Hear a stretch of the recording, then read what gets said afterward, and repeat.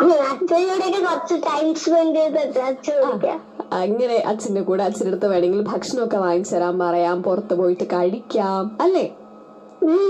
എന്തായാലും അടിച്ചു പൊളിക്കും മോളെ. Okay okay okay bye bye bye. Yes, ഇങ്ങനെ കുട്ടികളുടെ ഒരു എനർജി എന്നുള്ളത് വല്ലാത്തൊരു എനർജിയാണ് കേട്ടോ. എനിക്ക് പലപ്പോഴും ഫീൽ ചെയ്യാറുണ്ട്. കാരണം അവർ ഭയങ്കര നിഷ്കളങ്കരാണ്. ഈ ചുറ്റുമുള്ള ലോകത്തെക്കുറിച്ചൊന്നും വലിയ കാര്യമായിട്ടൊന്നും അറിയില്ല. അപ്പം അവരുടെ അടുത്ത് സംസാരിക്കുമ്പോൾ തന്നെ നമുക്കൊരു പെട്ടെന്നൊരു എനർജി ഒക്കെ വരുന്നത് പോലെ എനിക്ക് പലപ്പോഴും ഫീൽ ചെയ്യാറുണ്ട്. ഇപ്പോഴും ആ ഒരു എനർജി കിട്ടി, ആ എനർജി തന്നിട്ടുള്ള മോൾക്കും ഫാമിലിക്കും വളരെ ബ്യൂട്ടിഫുൾ ആയിട്ടുള്ള ഒരു ഹെൽത്തി ഡേ വിഷ് ചെയ്യുന്നു. മറ്റൊരു കോളറിലേക്ക് പോവാം നമുക്ക്. ഹലോ ഹലോ, വർഷമോളെ, ഞാൻ അപ്പക്കൂടെ മാവാറിനാണ്. യെസ്, മാധവൻ ചേട്ടാ, സുഖാണോ? സുഖമാണ്. എന്റെ മോൾക്ക് സുഖമല്ലേ? വർഷമോളല്ലേ? ഹാപ്പി ആയിരിക്കുന്നു, സുഖായിരിക്കുന്നു.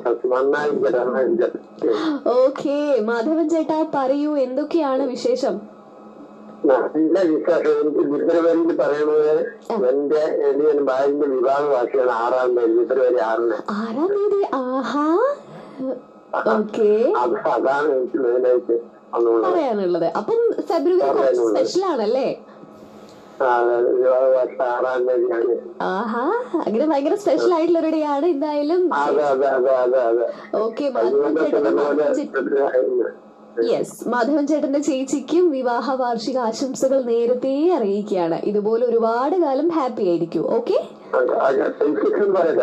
പറയൂ പറയൂ പറയൂ ചേട്ടാ. കൊഴിഞ്ഞാമ്പൽ സേവനും കാര്യം രത്ന വളയോട് കൃഷ്ണൻ ചിന്താമണി സത്യഭാമ കന്യാനിപ്പള്ളം ബാലൻ പന്നത്തേന Guruvayurappan തിരുവല്ലമല Gopi Pallatheri Jyothi Para Kannan Athikkode. Okay okay okay, എല്ലാവർക്കും ഒരു ബ്യൂട്ടിഫുൾ ഡേ. മാധവൻ ചേട്ടന് വളരെ ഹെൽത്തി ആയിട്ടുള്ള അടിപൊളി ദിവസം വിഷ് ചെയ്യുന്നു. Thank you for calling Madhavan ചേട്ടാ, താങ്ക് യു. യെസ്, നമ്മളെ വിളിച്ചിരുന്നത് മാധവൻ ചേട്ടനായിരുന്നു. മാധവൻ ചേട്ടന് ഫെബ്രുവരി കുറച്ചധികം സ്പെഷ്യലാണ്.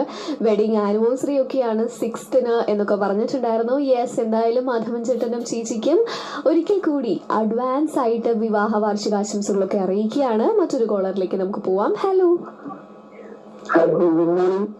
Good morning. ആരാണിത്?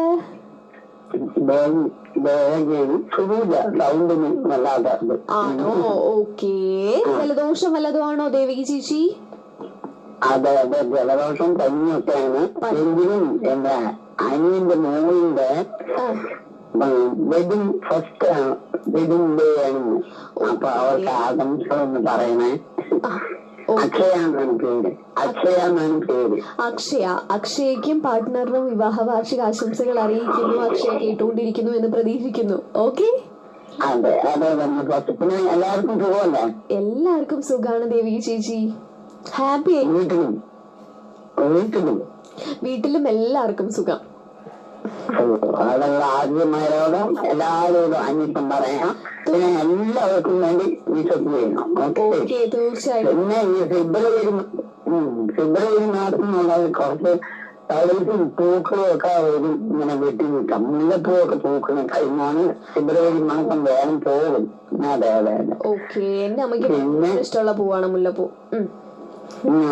അതെ അതെ അതെ. അതേപോലെ വേഗം പോകും, പ്രശ്നം പോകും. 28 days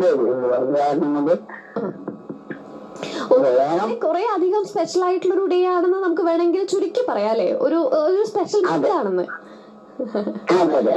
ഓക്കെ ഓക്കെ, എന്തായാലും ദേവികി ചേച്ചി വീണ്ടും വിളിക്കണേ. വളരെ ഹാപ്പി ആയിട്ടുള്ള ഒരു ഹെൽത്തി ഡേ വിഷ് ചെയ്യുന്നു. ഓക്കെ ഓക്കെ, താങ്ക് യു ചേച്ചി, ബൈ.